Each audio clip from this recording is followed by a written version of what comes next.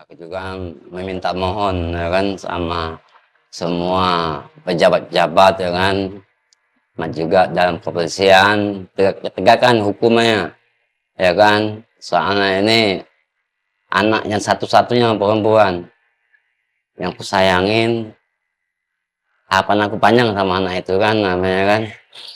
Nah gimana caranya, aku minta tolonglah sama pejabat-pejabat sama siapapun, tolong bantu Udin selesaikan masalah ini ya kan.